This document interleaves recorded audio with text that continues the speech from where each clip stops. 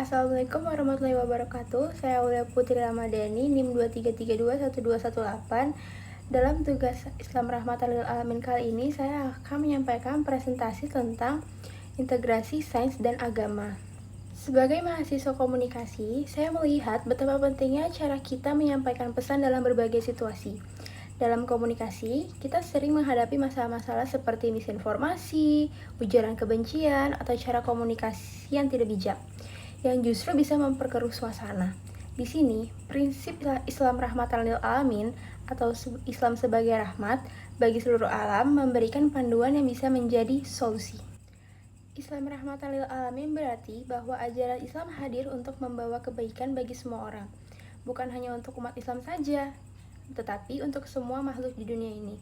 Prinsip ini mengingatkan kita untuk selalu menjadi sumber kedamaian dan manfaat dalam setiap hal yang kita lakukan, termasuk dalam cara kita berkomunikasi. Sains itu apa sih? Sains adalah cara kita memahami dunia lewat bukti nyata, lewat penelitian dan eksperimen.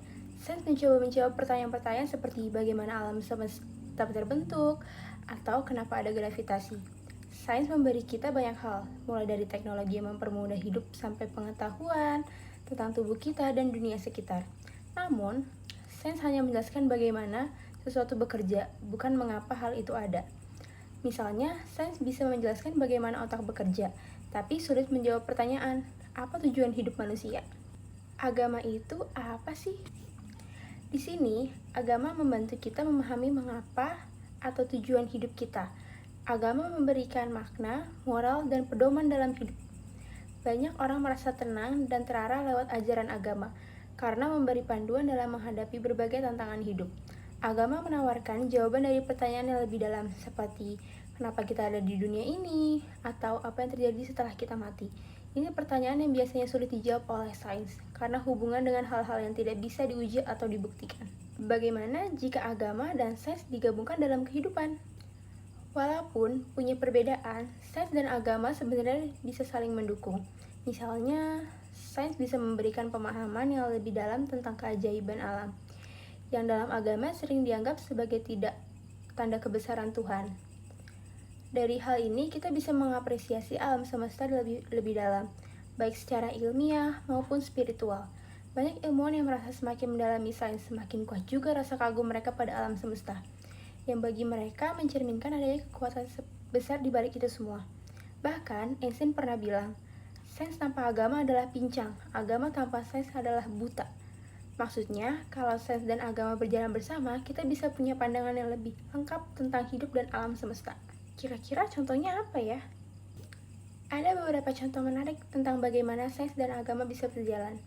Misalnya, dalam Al-Quran, ada banyak ayat yang mengajak manusia untuk merenungkan alam semesta. Ini bisa diartikan sebagai dorongan untuk belajar dan memahami dunia lewat sains. Di sisi lain, penelitian modern tentang meditasi dan mindfulness yang juga didukung dalam ajaran agama seperti Buddha, ternyata punya banyak manfaat bagi kesehatan mental. Kira-kira apa ya manfaat belajar sains dan agama? Jika kita bisa memadukan sains dan agama, kita punya pandangan yang lebih lengkap. Sains memberikan kita pemahaman tentang dunia fisik, sementara agama memberikan panduan moral dan tujuan hidup. Keduanya bisa membantu kita menjadi pribadi yang lebih utuh. Kita tahu bagaimana dunia bekerja dan juga tahu kemana arah hidup kita. Pada akhirnya, integrasi sains dan agama mengajarkan kita bahwa memahami kehidupan tidak hanya soal otak, tapi juga soal hati. Dengan mendalami keduanya, kita bisa merasakan hidup yang lebih bermakna dan mendapatkan jawaban baik lewat logika maupun keyakinan.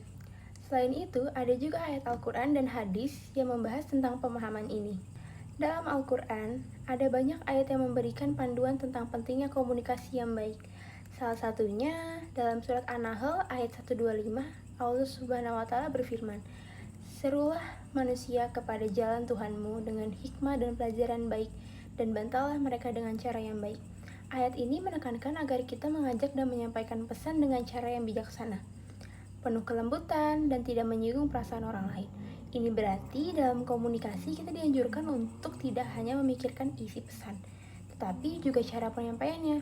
Sebagai mahasiswa komunikasi, prinsip ini bisa kita terapkan dengan selalu berusaha untuk menyampaikan informasi secara santun, terbuka, dan tanpa niat menyinggung. Selain itu, Nabi Muhammad SAW juga mencontohkan bagaimana menjadi komunikator yang efektif dan rahmatan lil alamin. Dalam banyak hadis, beliau dikenal sebagai sosok yang selalu bicara dengan lemah lembut dan penuh kasih sayang. Beliau mengingatkan agar kita menghindari perkataan yang kasar dan memperbanyak senyum. Rasulullah bersabda, "Barang siapa yang beriman kepada Allah dan hari akhir, maka hendaklah ia berkata baik dan atau diam." Hadis riwayat Bukhari dan Muslim.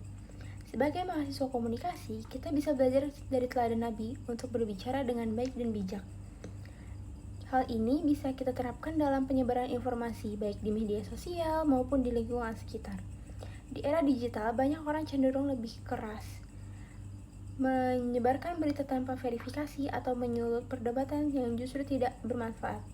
Padahal, sebagai rahmatan lil alamin, kita harus menjadi agen perdamaian dan manfaat, termasuk dalam setiap pesan yang kita sampaikan. Oh iya, kalian tahu gak sih kalau ada tokoh-tokoh muslim modern seperti Buya Hamka juga sering mengingatkan bahwa Islam mengajarkan untuk selalu menjadi cahaya bagi sekitar. Buya Hamka pernah berkata bahwa Islam bukan hanya agama yang berbicara soal ibadah, tapi juga soal hubungan sosial dan cara kita membawa diri kita di masyarakat. Dalam konteks komunikasi ini, berarti kita berusaha menjadi sumber informasi yang benar, penuh manfaat, dan membawa kebaikan bagi orang lain. Sekian dari saya, mohon maaf bila ada salah kata. Wassalamualaikum warahmatullahi wabarakatuh.